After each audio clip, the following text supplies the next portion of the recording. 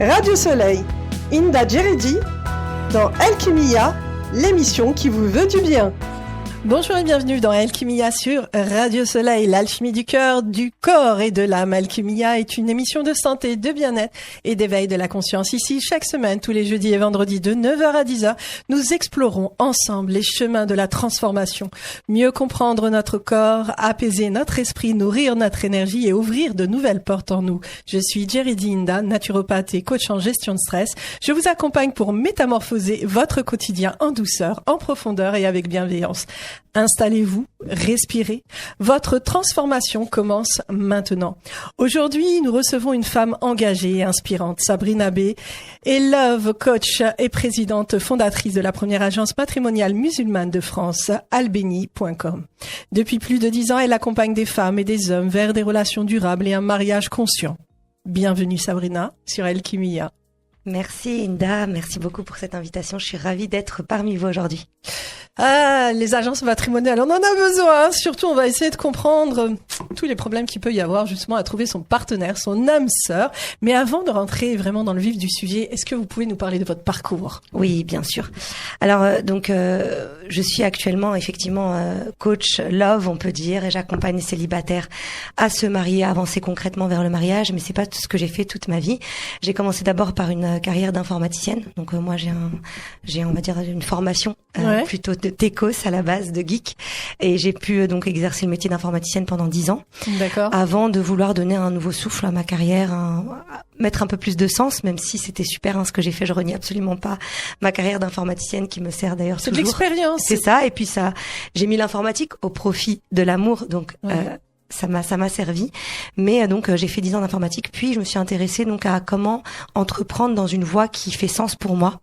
Et c'est là que j'ai observé un peu le monde qui m'entoure après un mariage et donc un divorce. J'avais un peu de temps à combler, et c'est là que j'ai vu qu'autour de moi, si moi je m'étais mariée assez jeune et rapidement, j'avais des copines qui avaient commencé à avoir la trentaine, tout ça, et puis qui ne trouvaient pas chaussures à leurs pieds. Assez jeune, c'est quel âge ? 21 ans. Ouais. Quand même, c'est assez jeune pour notre génération, pour notre époque. Ouais. Et donc je me suis rendu compte qu'en fait, quand on dépasse les bancs de la fac, faire des nouvelles rencontres, c'est compliqué. Et je me suis dit, les musulmans, ils ont pas grand chose en fait. Il y avait Inch'Allah.com qui commençait, il y avait des sites de rencontres, mais c'était pas satisfaisant pour moi, et puis on y trouvait un peu tout et n'importe quoi. Donc c'est vrai qu'on a peur maintenant des sites de rencontres. On sait pas sur qui on tombe. Alors ça peut marcher, il y a beaucoup de personnes que je connais qui se sont mariées, mais ça demande beaucoup de courage et de temps à investir pour trouver la bonne personne. Voilà. C'est vrai, beaucoup de courage et de temps. Du courage, vous en avez eu pour créer justement cette agence-là matrimoniale. Quel a été le déclic ? Qu'est-ce qui vous a vraiment poussé à le faire ? Alors déjà, dans mes études, on a beaucoup fait, on a beaucoup parlé d'entrepreneuriat, de création d'entreprise et de comment le faire. Donc l'idée, c'est de voir s'il y avait des besoins. Et en fait, les juifs avaient leurs agences, les catholiques avaient leurs agences, les musulmans n'avaient pas leur agence en fait. D'accord. Et donc je me suis dit qu'il y avait quelque chose qui manquait, un besoin qui n'était pas donc comblé, et qu'il y avait un domaine entrepreneurial utile qui pouvait être explorer en fait. Sûr. Donc c'est vraiment l'idée de base. Et avant d'en créer une agence, avec une amie, on s'était d'abord mis dans l'idée qu'on allait faire ça un peu en mode associatif. Et donc on organisait des dîners et on mettait ensemble donc des personnes qu'on avait interviewées avant. Un peu comme les speed dating, c'est ça ? Ouais, sauf qu'en fait, moi j'aimais pas l'idée de t'as 5 minutes pour convaincre de se marier. Donc on les mettait à table en fonction de leurs affinités, de leur âge, de leur situation matrimoniale, divorcée ou pas. Et en fait, on avait plusieurs hommes et plusieurs femmes, ce qui détendait un peu l'atmosphère.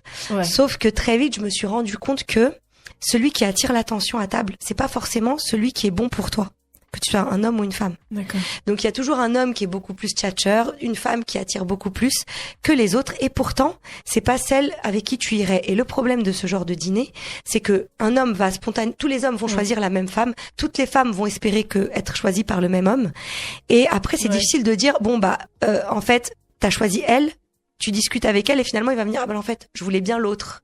essayer avec l'autre. Comment dire à la deuxième que tu n'as pas été choisi la première fois, mais que j'aimerais te mettre en relation avec lui. Donc, je me suis dit qu'il fallait faire du one-to-one et donc donner la chance et donner pleinement l'importance d'un rendez-vous entre deux hommes. Expliquez-nous un peu le one-to-one. Parce qu'on entend beaucoup les termes one-to-one, B2B. Oui, c'est vrai. C'est un reste de mon travail. L'informatique. Oui, exactement. Donc, c'est une personne en face d'une personne. D'accord. Donc là, c'est des dîners où il y a deux personnes. Non, les dîners, il y avait du monde. Et je me suis dit qu'en fait, c'était mieux si les gens étaient un homme, une femme.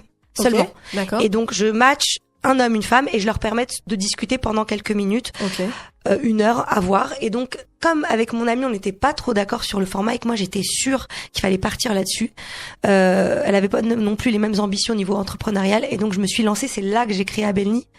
Seule. Donc, la première agence matrimoniale de France où donc, il y avait un matching one-to-one où une personne en face d'une personne. Et donc, ça a commencé comme ça, l'aventure Abelny, en fait. Alors, qu'est-ce qui distingue Abelny des autres solutions de rencontres existantes? Donc, vous parlez beaucoup d'architecte de l'amour. Alors, c'est vrai que, alors déjà, c'est vrai que je donne dans certains de mes sites le terme d'architecte de l'amour parce qu'on construit. Pour moi, l'amour, il se construit. C'est pas quelque chose qui vient comme ça. Ou alors, c'est que c'est pas le véritable amour. Quand on parle de véritable amour, on parle de l'amour inconditionnel, l'amour vrai. Alors pour moi, l'amour inconditionnel, il existe qu'avec Dieu. D'accord. Et peut-être avec les parents et les enfants. Le reste, c'est du donnant-donnant. On peut pas donner sans retour, en fait. Toute sa vie. D'accord. Il y a un moment donné où il faut que ce soit fluide et il faut qu'on sache donner et recevoir. Exactement. Voilà. Et il faut que l'autre donne aussi pour qu'il puisse continuer à être aimé. C'est pas un qui donne. Voilà. Il n'y a pas de condition, parce que quand on dit inconditionnel, c'est je t'aime à la folie, et même si toi tu ne me redonnes rien. Dans un couple, je pense que c'est faux. Il y a forcément un retour, et il faut même exiger ce retour, parce que sinon c'est pas stable et c'est pas équilibré. Ça devient peut-être une dépendance affective, ça devient peut-être des dérives de l'amour, mais ça n'est pas. Donc l'amour sain et l'amour durable et l'amour qu'on souhaite, en tout cas, dans un couple. Ça reste mon point de vue. Mais donc la question, c'était l'architecte de l'amour, c'est l'amour, ça se construit pour moi au jour 1 du mariage. En fait, avant, c'est du flanc, c'est du vent. C'est-à-dire que on est dans la séduction. On essaye de plaire. Et c'est pas un problème. Parce que parfois, certains disent, oui, mais tu m'as menti, tu m'as pas montré ça. Oui, mais j'étais dans la phase de séduction. Tout le monde veut paraître sous son meilleur jour dans cette phase-là. Mais à un moment donné, lorsqu'on est dans cette phase de séduction, c'est pas un peu du mensonge aussi? Ou c'est pas un peu de l'hypocrisie de faire en sorte qu'on est gentil, qu'on n'a pas de défauts? Et à un moment donné. En fait, on ment pas, mais on se montre sous son meilleur jour. Tu sais, c'est comme un entretien d'embauche. Ah oui, d'accord. Bah oui. À l'entretien d'embauche, tu vas pas venir donner tes défauts ou voilà. Donc, le premier jour, ou en tout cas, tu vas tout donner, tu vas tout montrer pour être accepté, être retenu. Et ça fait partie de toi. Tu sais être aussi cette version-là. D'ailleurs, dans l'amour et dans la relation homme-femme, ces versions de la séduction reviennent, et heureusement, dans le couple plusieurs fois. Mais il y a aussi l'autre côté qu'on n'avait pas vu. Et ça, c'est là où tu vas apprendre réellement à aimer, parce que tu vas apprendre à aimer un côté que tu n'avais pas envisagé. Quelque chose qui n'est pas ce qui t'a séduit. Et c'est là où on commence à construire et qu'on se dit, OK, je me rappelle pourquoi j'ai choisi cette personne. C'est là la difficulté quotidienne. Et ce grand pourquoi qui est vers où on chemine, qu'est-ce qu'on fait de notre couple, pourquoi on est ensemble. Et quand on résiste à tout ça, on est en train de construire le véritable amour. Donc c'est ce terme d'architecte, effectivement, c'est de la construction quotidienne. J'ai oublié ta première question. Alors pourquoi justement on irait vers votre agence matrimoniale et pas et pas une autre? Merci Inda. Donc du coup, les autres solutions seraient donc les sites de rencontres ou les autres moyens. D'ailleurs, on peut mettre en relation, etc. L'agence vient juste apporter une solution nouvelle. Moi, je blâme pas les sites de rencontres quand on les utilise à bon escient. Pour moi, plus il y a de moyens, mieux c'est. Par contre, c'est vrai que nous, donc du coup, la différence, c'est qu'on est une équipe qui faisons du matching humain.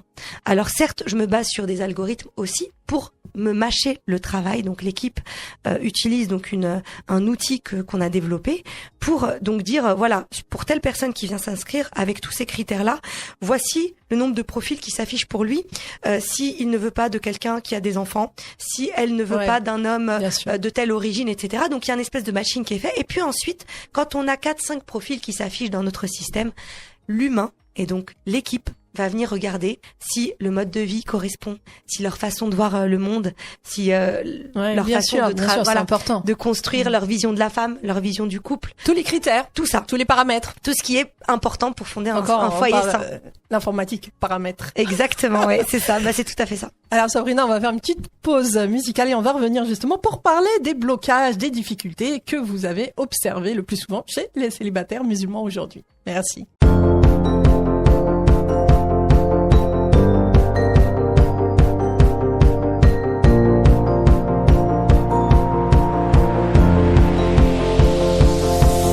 It's a beautiful night. We're looking for something dumb to do. Hey baby, I think I wanna marry you. Is it the look in your eyes, or is it this dancing juice? Who cares, baby? I think I wanna marry you. Well, I know this little chapel on the boulevard.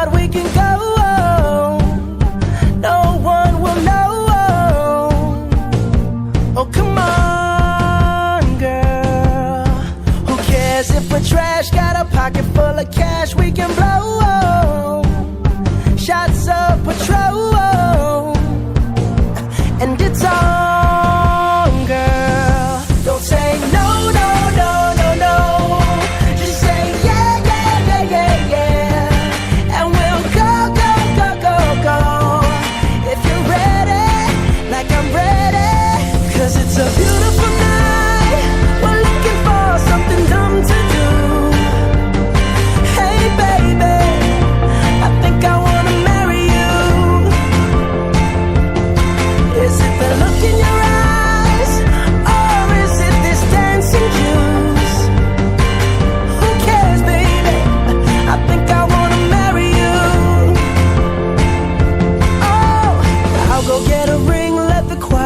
Sing like ooh. So what you wanna do? Let's just run, girl. If we wake up and you wanna break up, that's cool. No, I won't blame you. It was fun, girl. Don't say no, no, no, no, no. Just say yeah, yeah, yeah, yeah, yeah.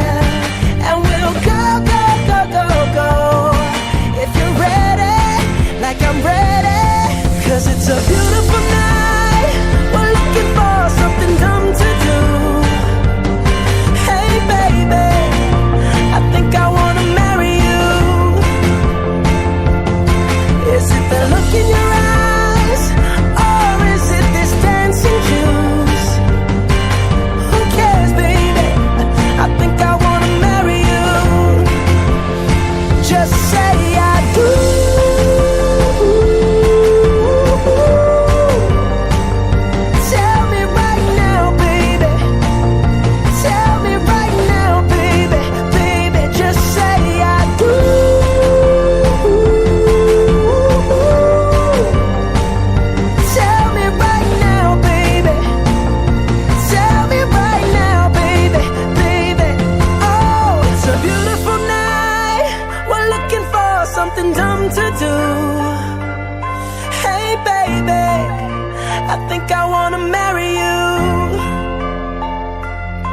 Is it the look in your eyes, or is it this dancing juice? Who cares, baby? I think I wanna marry you.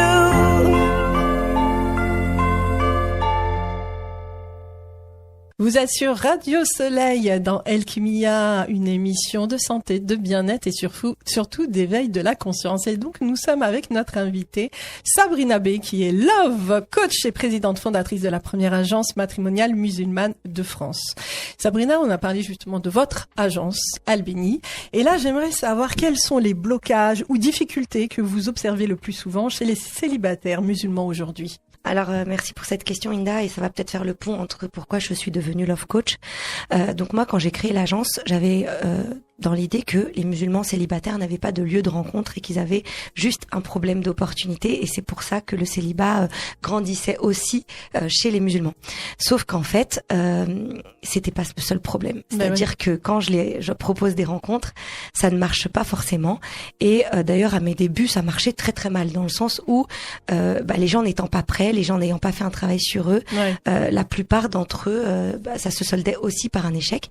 Et donc, je me suis rendu compte, au début, je l'ai fait un peu intuitivement, on me demandait conseil et je donnais des conseils comme ça à la volée. Puis je me suis rendu compte qu'on a aussi un passif, un background, une culture, des tabous, des choses qui font beaucoup de tabous, beaucoup de tabous, surtout dans la communauté maghrébine et aussi africaine d'Afrique de l'Ouest pour celles que j'ai pu côtoyer. Mais du coup, on a des femmes qui arrivent par exemple à 30-40 ans, qui commencent tout juste à parler de mariage à leur famille, donc c'est-à-dire qu'on a occulté ça pendant des années et qui savent pas comment s'y prendre, et à qui on a dit sois un bonhomme dans ton travail, assure, fais tout ce qu'il y a à faire, et se retrouve face à des hommes qui savent plus gérer non plus cette nouvelle femme de la société. Bien sûr. Donc ça fait partie des choses qui font que les hommes et les femmes ne se comprenaient pas, et je me suis dit ok, il y a un truc à faire. Je me suis formée notamment à la PNL. Et c'est là où je suis devenue coach, parce que je me suis rendu compte qu'il y avait des choses à travailler pour que ils puissent accueillir l'amour, accueillir l'autre, et puis d'abord donc ça passe par la connaissance de soi et tout, etc. Je pense que c'est des choses qui te parlent. Ça justement, on va en parler justement de la connaissance de soi. Vous allez parler justement des hommes et des femmes qui ont des visions différentes, qui pensent différemment. Vous avez écrit un livre sur ça, non? Oui. Les hommes viennent du bled et les femmes de viennent Dubaï. Exactement. Dubaï, c'est bling bling, hein. Voilà, c'est ça. C'est l'opposition un petit peu de. Parlez-nous ce livre. Justement, alors ce livre, au départ, je voulais vraiment parler justement des façons de penser des hommes et des femmes. Puis en l'écrivant, je me suis rendu compte que je pouvais pas parler des hommes et des femmes et de ce que j'ai découvert d'eux durant toutes ces années sans parler de l'agence Abelny, sans parler de mon histoire d'amour avec l'entrepreneuriat. Et donc c'est un peu un livre qui parle des deux finalement. Mais globalement, l'idée c'était à travers ces termes qu'on peut opposer, le bled et Dubaï, c'est de dire que les femmes, on est quand même plutôt dans les strass et les paillettes. On voit grand, on rêve grand, et c'est pas une mauvaise chose, parce que certains hommes justement disent tu fais ta princesse, etc. Non, c'est pas une mauvaise chose, et c'est pas non plus opposé forcément à un homme du bled, dans le sens de, encore une fois, le bled c'est un mot qu'on dit un peu qui est comment on dit, péjoratif, ce que j'allais dire, voilà, mais alors que moi dans ce que je voudrais, l'idée le message derrière, exactement, merci Inda, c'est que le bled, c'est l'ancrage dans les traditions, et c'est l'ancrage aussi. Donc, c'est les hommes qui ont les pieds sur terre et qui peuvent parfois, donc quand on fait couple, la femme rêve grand, voit grand, et le gars, il est un peu là pour cadrer, pour reposer avec, tu vois, un peu plus de raison. Bien sûr. On va dire que la femme rêve beaucoup, mais qu'on soit musulman ou pas, on a universel, on a tous, les femmes, on a tous grandi avec Blanche-Neige, Cendrillon, un jour mon prince viendra. C'est vrai. On en a tous cru à ça. Et après il vient pas. On est descendu. Déjà, soit il vient pas, soit on se rend compte que c'est pas forcément le prince rêvé. En fait, après c'est là où, lorsqu'on fait un travail sur soi, on en reparlera justement, c'est là où on se rend compte que faut arrêter de vouloir un prince charmant, parce qu'on a tous des défauts et des qualités. Bien sûr. Mais le plus important, c'est déjà l'acceptation, de comprendre qui l'on est, qu'est-ce que l'on veut, et où est-ce qu'on veut aller surtout, et avec qui. Et en fait, c'est tout à fait ça, Inda. Et la vraie question, c'est vraiment le pourquoi, en fait. Le pourquoi tu veux te marier. Si le pourquoi il est fort, c'est ça qui va faire que ton couple va tenir. Mais si justement, et c'est ce qui nous arrive aujourd'hui dans notre société, musulman ou non, le pourquoi n'est pas assez fort, en fait. Et donc à la moindre difficulté, on n'a plus envie. Et donc effectivement, c'est des questions qui se posent sur si je me connais bien, je connais mes besoins, je sais quel type d'homme je dois chercher, quel type de femme je dois chercher pour accomplir mon pourquoi du mariage.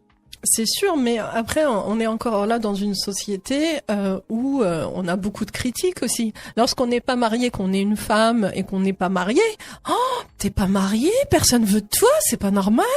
T'as pas d'enfant, t'as 40 ans. Alors en fait, après, ça crée une dualité chez la femme ou l'homme, ça peut être aussi l'homme. Et il y a des problèmes aussi où on se sent mal, parce que vis-à-vis du regard des autres, et à un moment, on aimerait dire, mais pensez à vous. Ce qui est important, c'est pas le regard des autres, c'est ce que vous êtes. Et si vous n'êtes pas bien, ou vous ne voulez pas vous marier parce que vous vous sentez pas prêt ou prêt, il faut pas le faire. Ouais, c'est vrai que on manque de, on va dire dans nos familles, dans notre éducation, déjà on en parle très très peu, et effectivement il y a aussi le côté où la femme, on lui parle pas de mariage, et puis à un moment donné on lui dit mais pourquoi t'es pas mariée? À un moment donné il est où le pont? À quel moment tu m'as aidé à me marier, que ce soit la famille proche ou pas d'ailleurs, ou même les tatas. Et c'est vrai que moi dans mes accompagnements de femmes, je fais des accompagnements de femmes spécifiques pour avancer vers le mariage. C'est une des choses qu'on travaille, c'est ce tabou et comment je sors de ça, et comment aussi j'arrive à être détachée et convaincue en fait que le célibat c'est pas un problème, c'est une situation. Il faut assumer cette situation. Si tu es célibataire, c'est pas forcément qu'il te manque quelque chose ou que tu n'as pas accompli assez une autre chose, c'est juste que c'est un état à un moment donné, c'est une situation qui peut être amenée à changer. Et donc comment toi tu profites de ce temps pour évoluer. Et une fois que tu assumes totalement ton célibat, ce qui se passe, c'est que quand une tata va venir te dire, dans un mariage notamment, ou dans des événements de famille, mais alors comment t'es pas mariée, pourquoi t'es pas mariée, en fait, tu vas non seulement créer une opportunité, en disant, écoute tata, si t'as quelqu'un, je suis dispo. Parce que c'est bien beau de me dire t'es pas mariée, tu vois. Donc tu vas la retoquer et tu vas aussi peut-être créer une opportunité parce que les gens vont être prêts à t'aider. Parce que c'est une manière aussi de dire j'aimerais t'aider mais tu m'as l'air bien fermée ma chérie, tu vois. Et souvent c'est vrai, elles le sont parce qu'elles ont honte de ça. Donc on essaye de travailler ce sentiment de honte pour pouvoir se délester de ça et se dire ok oui je suis célibataire. Qu'est-ce que tu fais pour m'aider? C'est sûr. Ah Sabrina, vous êtes love coach. Je vais vous poser une question. Est-ce que réellement on est fait pour vivre seul? Alors moi je suis une amoureuse de l'amour et si j'ai choisi ce métier c'est parce que j'ai foi en le couple. Et au-delà de ça, pour moi, si j'ai entrepris dans cette voie-là, c'est que honnêtement, je pense que la société elle a besoin de familles stables et solides. Et que y a une espèce d'injonction, ou en tout cas ce qu'on nous propose comme modèle sociétal aujourd'hui, c'est l'individualisme justement, c'est rester seul par tous les moyens, faites plus d'enfants. Et donc pour moi c'est la perdition. Ça y est, on va vers la fin d'une société stable et donc je suis pas dans cette optique-là et marier les gens c'est une façon de résister un petit peu à ça et de proposer autre chose. Donc les aider à se marier, c'est faire couple, c'est faire foyer et c'est faire famille. Et c'est comme ça pour moi que la société, qu'on peut être le plus utile à la société. C'est-à-dire que tout seul, c'est plus difficile d'être utile à la société que quand tu as une certaine stabilité familiale qui te permet d'être aussi utile à l'extérieur et aux autres. Ça donne des ressources supplémentaires et voilà, c'est un autre modèle. On peut dire que c'est votre mission de vie? Un peu, oui. Vraiment. Ouais. Ça se voit, en fait. Je vous parle, je vois des paillettes dans les yeux. Des paillettes dans les yeux. J'aime beaucoup. Faut pas m'embarquer sur en fait, j'aime beaucoup parce que moi, je suis aussi partisan de dire je suis amoureuse de l'amour. Oui. Mais du véritable amour. Et c'est vrai que parfois on a du mal à trouver, les gens pensent qu'on est difficile. Qu'on peut être hautain. Alors qu'en fait, ça n'a rien à voir. C'est juste vouloir vibrer. Bien sûr. Mais quelles sont les difficultés, les freins que vous avez rencontrés chez beaucoup de femmes célibataires musulmanes? Alors, c'est une bonne question, il y en a tellement. Il y a des idéaux, déjà. Des idéaux qui sont irréalistes, clairement. Ça, c'est la première chose. Lesquels, par exemple? En fait, on a par exemple, quand on cherche une origine, là, dernièrement, j'ai fait un Love Challenge et on a parlé statistiquement de la possibilité de rencontrer l'homme rêvé, d'accord. Et en fait, peu de femmes et peu d'hommes, parce que ça vaut pour les hommes, mais c'était un challenge pour les femmes. Imaginent à quel point mettre tous les critères bout à bout réduisent déjà drastiquement de fait la probabilité de rencontrer cette personne-là. Je vous donne un exemple. J'ai pris les statistiques des Tunisiens parce que je suis tunisienne. Quelqu'un qui dit je veux juste rencontrer un Tunisien, je suis pas exigeante, je veux un Tunisien de plus d'1m80 qui a bac+5 et qui n'a pas d'enfant, peut-être divorcé ok mais pas d'enfant. D'accord. Par exemple. Elle pense qu'elle est pas exigeante, elle dit juste je veux juste un Tunisien de plus d'1m80, c'est pas si compliqué. D'accord, je demande pas un mouton à 5 pattes. Sauf qu'en fait, si tu regardes le nombre de Tunisiens en France, ils sont 750 000 je crois à peu près. Tu prends les Tunisiens de France et tu te mets juste à Paris, ils sont plus que mais un chiffre dérisoire et si tu te retrouves par exemple à Brest, ils sont peut-être 0,01% des célibataires. D'accord. Donc, et même sur les 750 000 Tunisiens en France, il y en a que 20% qui sont célibataires. Ok. D'accord. Tu prends la moitié qui sont des hommes. Donc, clairement, ça diminue vraiment le choix, là. Si tu es sur 100 personnes, on avait vu que si j'étais à la gare Saint-Lazare et qu'il y avait 100 hommes qui passaient, j'avais même pas un homme qui est tunisien. J'avais 0,8%. 0,8%. Donc statistiquement déjà, on est seulement à 1 sur 100 peut-être qui peut passer et qui est tunisien. Attends, j'ai pas fini. S'il fait plus d'1m80, ça dégage. Ah oui, d'accord. Si j'ajoute à ça qu'il n'a pas d'enfant, ça dégage. Si j'ajoute à ça qu'il doit avoir entre 35 et 40 ans, ça dégage. Et donc, toi qui penses ne pas être exigeante, ça devient de l'exigence. Ça devient compliqué statistiquement, c'est la loi des nombres. Par contre, ce que je dis, c'est tu veux absolument un Tunisien, c'est ton droit, c'est OK. Mais va le chercher en Tunisie, va dans les assos où il y a des Tunisiens. Pour augmenter quoi? Tes probabilités. Viens pas me dire je veux il y a une dame une fois, elle me dit je veux quelqu'un du Burundi. D'accord. MDR, j'ai regardé la population burundaise en France. Il y en avait pas beaucoup. C'était pas des masses, non. C'était 3000 ou 4000. C'est quelque chose vraiment de très faible. Oui. Donc, imagine un petit peu. Et elle, ce qu'elle a fait en suivant mes conseils, sur Instagram, elle s'est mise dans des réseaux du Burundi à Paris. D'accord. Et je lui ai dit peut-être cherche la seule asso culturelle du Burundi qui doit être dans un arrondissement du 20e ou je ne sais quoi, tu vois. Et donc, elle s'est mise dans ces réseaux-là. Elle était en photo dans une page Instagram d'une fille qui a fait un anniversaire. Et un Burundais qui est dans le réseau a flashé, lui a parlé et elle s'est mariée. Donc c'est possible, je dis pas que c'est impossible, mais faut être stratégique. Là on parle de la loi de l'attraction. C'est-à-dire que là vraiment elle voulait absolument visualisation, synchronicité et aussi stratégie parce que elle s'est connectée à des réseaux burundais. Ah oui, stratégie. Bah oui. Donc ça c'est important de stratégie parce que c'est bien de visualiser, c'est bien de vouloir, il faut invoquer et ça marche. Maintenant, dans les causes que l'on met en place, il y a de la stratégie. C'est ça, exactement. Sabrina, on va faire une petite pause musicale. Je parle beaucoup. Au contraire, c'est super intéressant parce que justement, et là, on va en parler aussi parce qu'il y a plusieurs aussi paramètres qui font que une personne qui demande, par exemple, oui, je veux qu'un Tunisien, ça peut être aussi la famille derrière. Bon, on revient. On en reparle.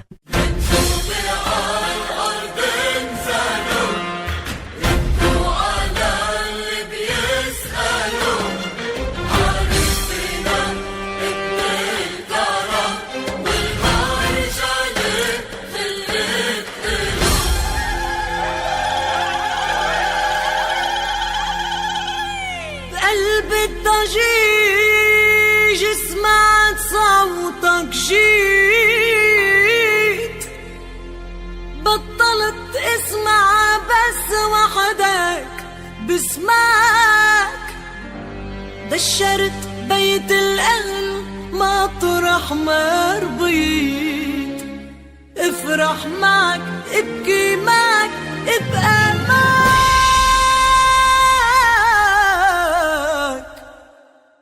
الحلم الأبيض والطرحة والمحبس يلمع بإيدي وبعيني دمعة فرحة عم ترسم لي دنيا جديدة بدي أقول لكل الدنيا حبايتك بدي أقول لكل العمر نقايتك لكل الدنيا حبايتك لكل العمر نقايتك يا هلا يا هلا يا هلا يا هلا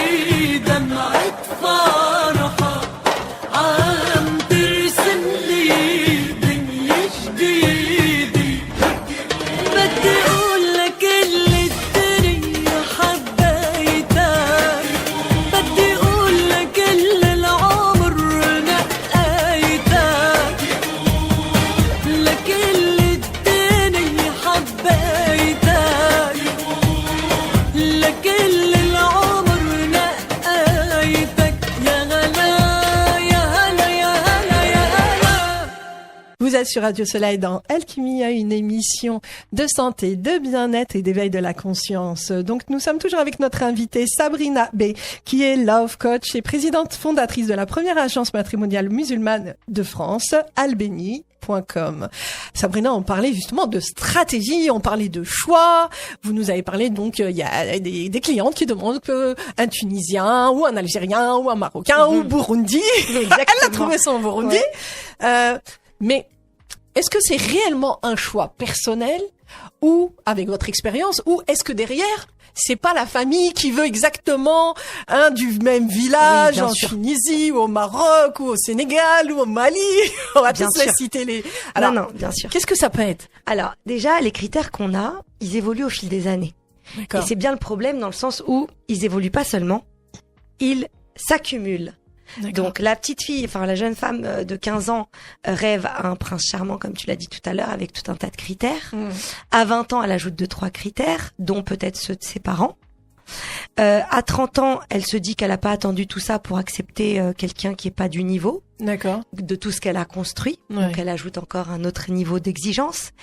Et ainsi de suite. Et à 40 ans, elle dit qu'elle n'a pas attendu tout ça pour finalement finir avec un homme qui a déjà une vie, etc. Donc en fait, on ajoute.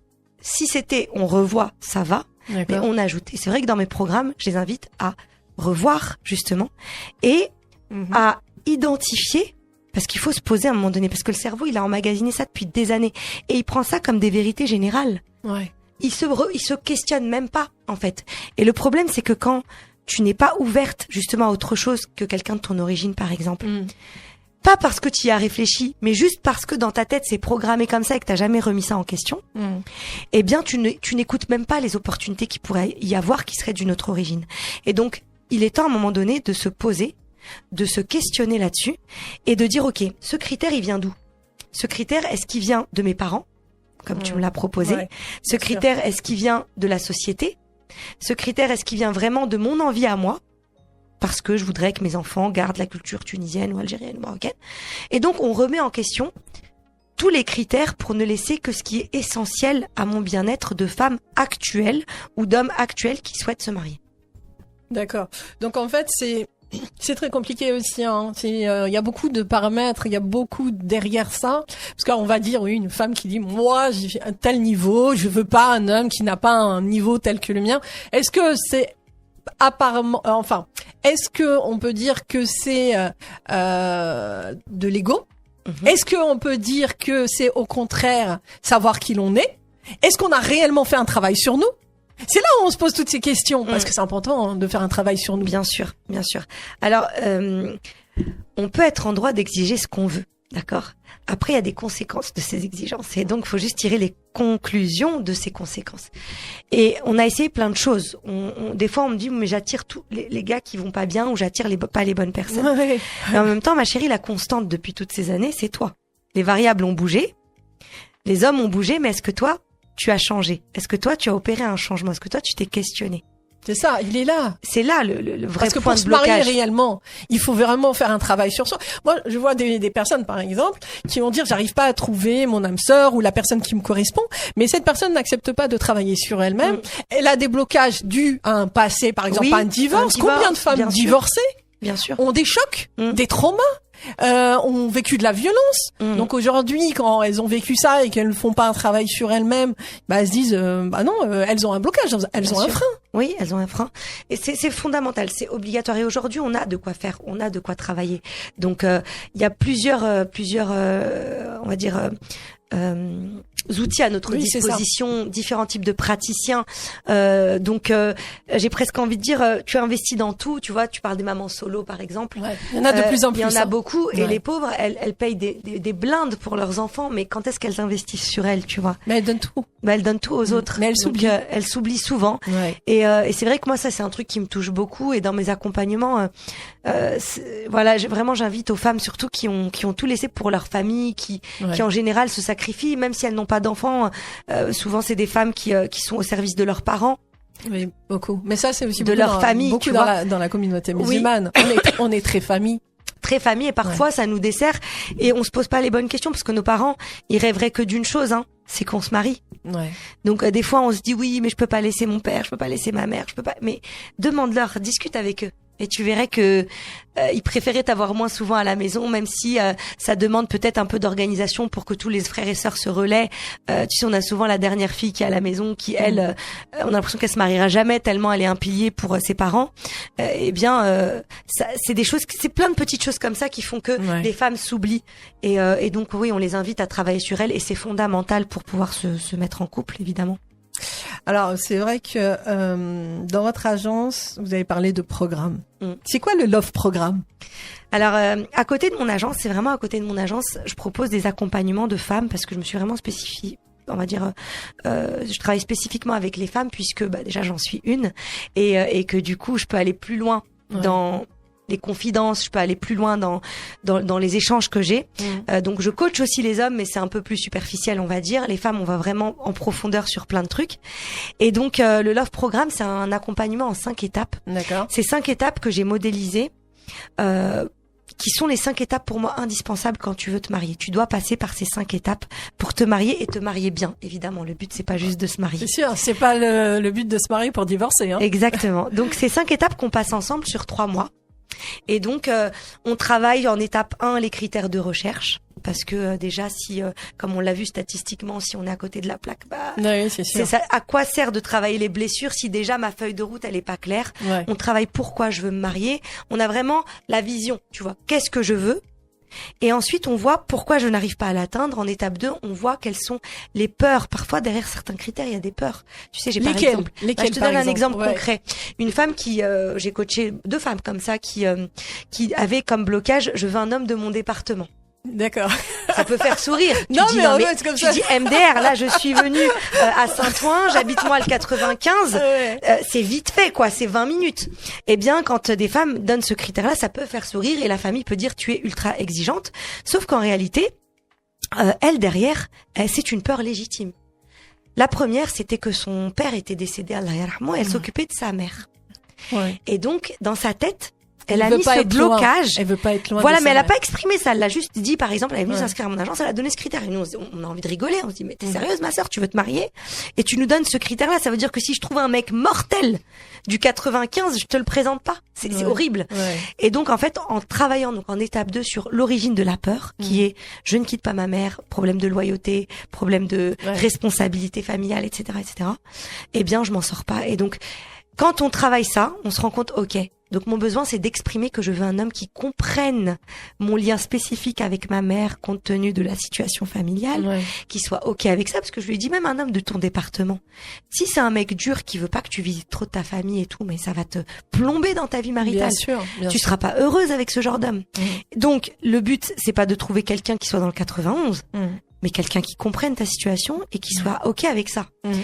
Et c'est ce qui s'est passé. Donc, quand elle a su que c'était ça la peur, elle a travaillé notamment sur comment exprimer son besoin, comment, tu vois, la peur de l'abandon aussi parce qu'elle avait d'autres problématiques, etc. Beaucoup de personnes ont cette peur de l'abandon et du rejet aussi. Oui.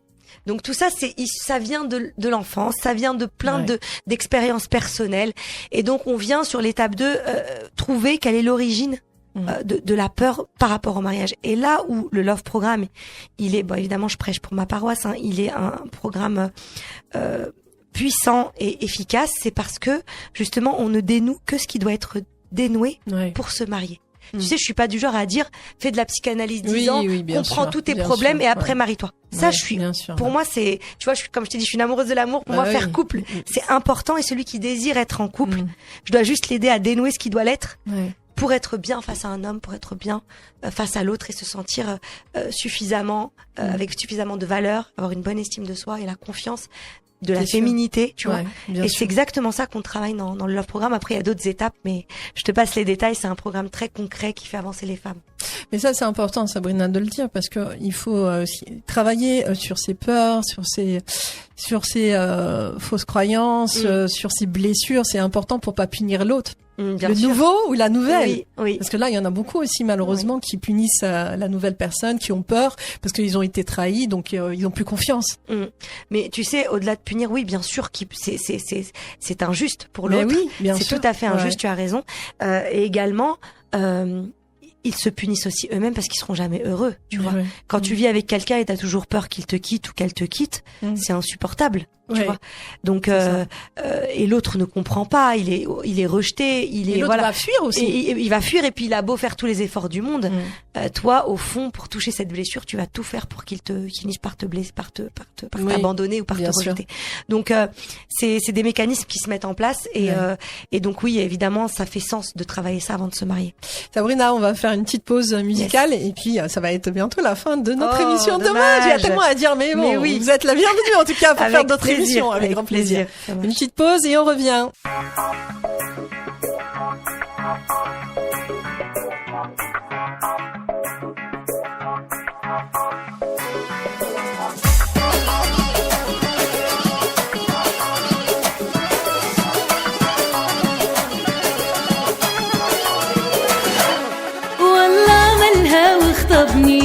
جا كلم امي وبابا عشيري وعزيز قلبي جابلنا الخطابة جابلنا الخطابة والله عملها واخطبني جا كلم امي وبابا عشيري وعزيز قلبي جابلنا الخطابة جابلنا الخطابة وعملنا ليلة ولما جات الخالة والعمة وعملنا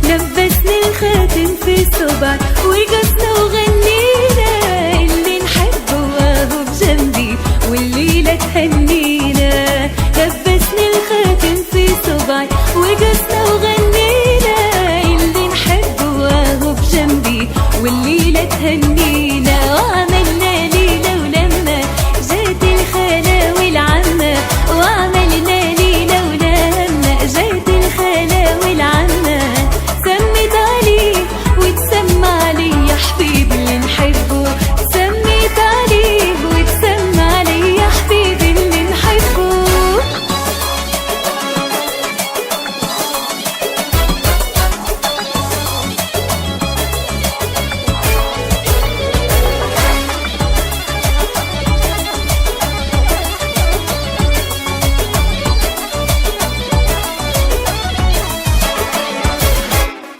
الله يزين علي فرحتي وهنايا ان شاء الله العقبة الكل بنية زغرته يا سبايا الله يزين علي فرحتي وهنايا ان شاء الله العقبة الكل بنية زغرته يا سبايا الليلة ليلة ولما جات الخالة والعمة الليلة ليلة ولما جات الخالة والعمة سميت عليه وتسمى علي يا حبيبي اللي نحبه سميت عليه وتسمى علي يا حبيبي اللي نحبه والله عملها واخطبني جا كلم امي وبابا عشيري وعزيز قلبي جابلنا الخطابة جابلنا الخطابة والله عملها واخطبني. Vous êtes sur Radio Soleil dans votre émission Alchimia, une émission de santé, de bien-être et d'éveil de la conscience. Nous sommes donc avec Sabrina B, qui est Love Coach et présidente fondatrice de la première agence matrimoniale musulmane de France. Alors Sabrina, c'est la fin de notre émission. Quelques conseils concrets pour nos auditrices. Quel premier travail intérieur vous conseillez à une femme célibataire qui aspire au mariage? C'est une bonne question. Si je devais donner un seul conseil, c'est de prendre le temps de prendre le temps. Et quand je dis prendre le temps, des fois dans mes programmes, certaines femmes me disent mais j'ai pas le temps, je travaille beaucoup, je suis infirmière, je suis ci, je suis ça, j'ai aucune minute, mes enfants. On se trouve des excuses. Bah oui, et en fait, je leur propose de prendre un rendez-vous avec elles-mêmes, comme elles mettent dans l'agenda le médecin de leurs enfants, comme elles arrivent à trouver le temps pour X choses, de se faire un rendez-vous avec elles-mêmes dans un café, une fois par semaine. Un rendez-vous avec elles-mêmes. Ah oui, elles le mettent dans l'agenda. Ouais. Et elles s'y tiennent. Ouais. Et elles prennent ce temps pour réfléchir. Peut-être noter toutes les belles choses qu'elles ont accomplies sur une feuille. Peut-être se poser la question de est-ce que j'ai envie de me marier? Si oui, quelles sont les raisons? Pourquoi je veux le faire? D'accord. Et commencer à voir si ce pourquoi, c'est un vrai pourquoi. Est-ce qu'il est légitime? Est-ce que c'est le pourquoi de ma mère? Est-ce que c'est le pourquoi de mon père? Est-ce que c'est mon pourquoi? Et travailler un peu sur ça. Donc, prendre déjà un temps pour réfléchir. La réflexion. Voilà. Prendre le temps de la réflexion, c'est important. Et se donner rendez-vous avec soi-même. Ouais. Voilà. Ce serait peut-être le premier conseil. Être sa meilleure amie. Hein, commencer à s'apprivoiser. La plupart du temps, nous sommes notre pire ennemi. C'est vrai. Donc, commencer à s'apprivoiser. Et pour ça, faut accepter de se donner rendez-vous.